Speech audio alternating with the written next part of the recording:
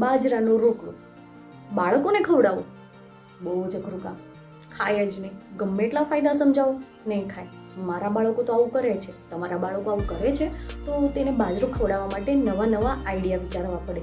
તો તેમાંથી નવી નવી વસ્તુ પણ બનાવવી પડે. તો તેમાંથી જ એક વસ્તુ બનાવવા જઈ રહી છું. તો હું કિંજલ જસાણી સ્વાગત કરું છું મારા કિચનમાં. અને આજે હું બનાવું છું બાજરાના લોટમાંથી બનતા બિસ્કિટ. તો ચલો બનાવીએ. તો બાજરાના બિસ્કિટ બનાવવા માટે પહેલાં તો ઘી લઈ લીધું છે. જે જામેલું ઘી હોય ને તે જ લેવાનું.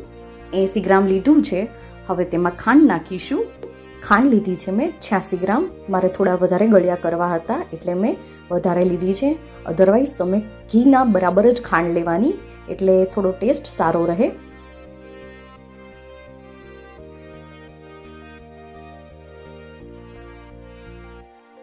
આ ટોટલ થઈને મારી 86 ગ્રામ થઈ છે. પહેલાં મારે સ્કેલ 0 કરવો રહી ગયો હતો.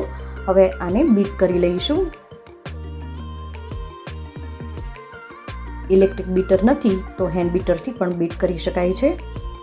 આ રીતે ક્રીમી થઈ જાય ત્યાં સુધી બીટ કરવાનું. હવે તેમાં નાખીશું 100 ગ્રામ બાજરાનો લોટ.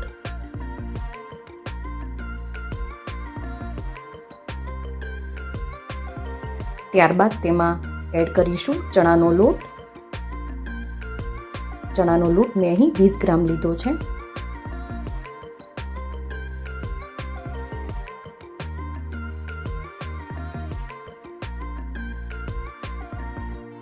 હવે તેમાં નાખીશું એલચી પાવડર.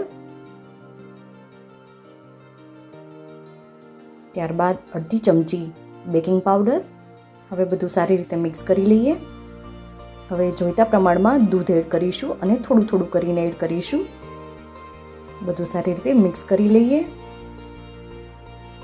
દૂધની જરૂર જણાય એટલે થોડું ફરીથી દૂધ નાખ્યું છે. વધારે વખત મસળવાનો નથી લોટ. હવે તેને 20 મિનિટ માટે ફ્રીઝમાં મૂકી દઈશું. બેકિંગ ટ્રેમાં ઘી લગાવીને બધા બિસ્કિટ ગોઠવી દઈશું અને આ રીતે ડિઝાઇન પાડી લઈશું. ઓવનને 10 મિનિટ માટે પ્રીહીટ કરવા મૂકી દઈશું અને હવે તેના પર તલ લગાવી દઈએ અને 160 ડિગ્રી સેલ્સિયસ પર ઓવનમાં 15 મિનિટ માટે બેક કરવા રાખી દઈશું. તો તૈયાર થઈ ગયા છે બિસ્કિટ. મારી આ રેસીપી કેવી લાગી તે મને જરૂરથી જણાવજો. આવજો.